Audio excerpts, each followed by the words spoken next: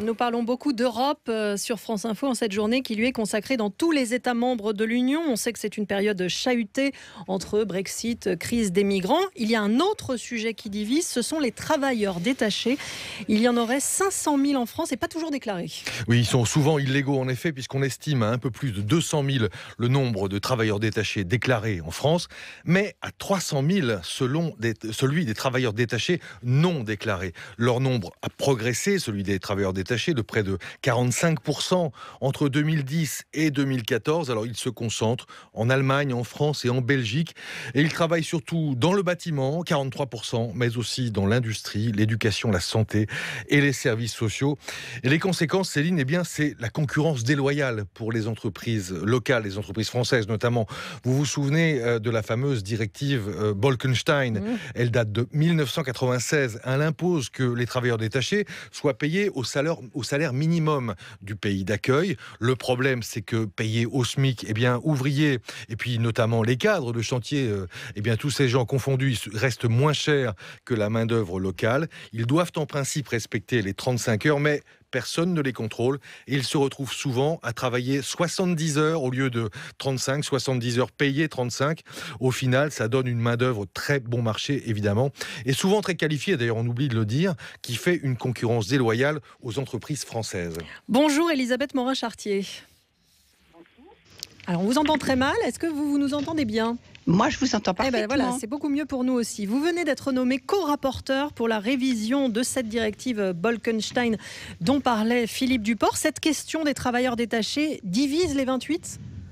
Cette question divise les 28, oui et non, on va voir. Moi, je suis là pour construire un consensus. Non, le problème, faut être très clair, c'est que la directive sur laquelle nous travaillons et nous vivons aujourd'hui, elle date de 96.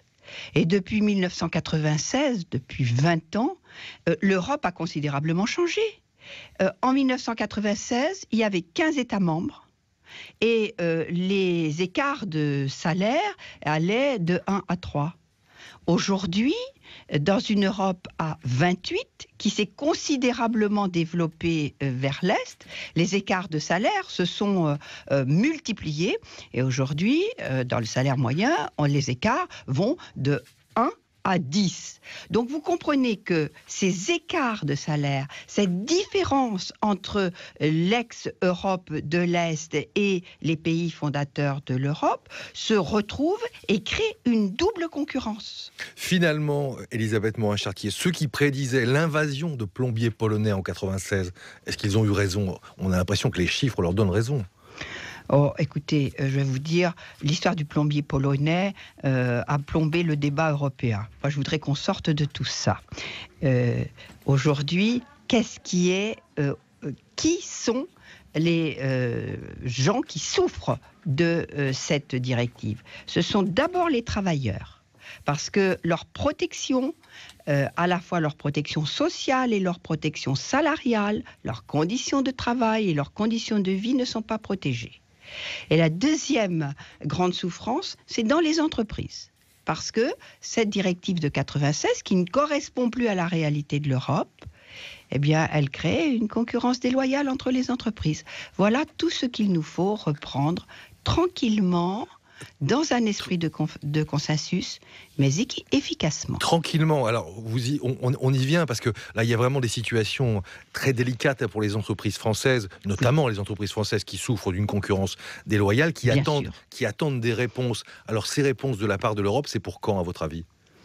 Écoutez, nous allons faire notre maximum parce que je fais partie des gens qui pensent que pour que l'Europe soit prise comme efficace par nos concitoyens, il faut qu'elle montre qu'elle sait travailler bien et vite.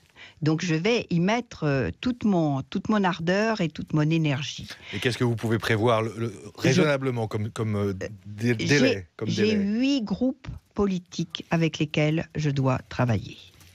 Parce qu'on ne peut pas laisser ni les groupes politiques de côté, ni la différence des États membres parce qu'il y a à la fois des réactions nationales et des réactions politiques. Donc moi, il faut que je construise le consensus dans tout cela. Parce qu'il faut le dire. Il est trop tôt pour parler de calendrier, mais je pense que dans l'année qui vient, nous allons avoir bien avancé cette nouvelle directive. Pendant ce temps-là, la France durcit ses contrôles, de plus en plus de contrôles, 1300 contrôles par mois dans les entreprises françaises. Et la loi El Khomri prévoit un durcissement également de la réglementation. Est-ce que ça va suffire ou est-ce qu'il faut absolument l'appui de l'Europe pour lutter contre ce phénomène? Vous savez, il y avait déjà la loi Savary qui a énormément fait avancer la chose, et je me suis rapprochée aussi de Gilles Savary pour que nous puissions travailler main dans la main. Mais le problème n'est pas que franco-français.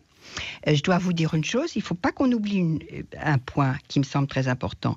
La France est le deuxième pays d'accueil, derrière l'Allemagne. C'est le deuxième pays qui accueille des travailleurs étrangers. Mais dites-vous bien une chose, c'est que c'est aussi le troisième pays d'où partent des jeunes travailleurs qui vont travailler à l'étranger. Et la difficulté de la situation est de faire un texte équilibré qui convienne non seulement aux ex-pays de l'Est et aux pays fondateurs, mais aussi à la double situation du travailleur détaché en France et du Français travaillé à l'étranger, si je peux me permettre. Merci beaucoup. Merci Elisabeth Morin-Chartier de nous avoir consacré quelques minutes en direct sur France Info. On se retrouve demain, Philippe Duport.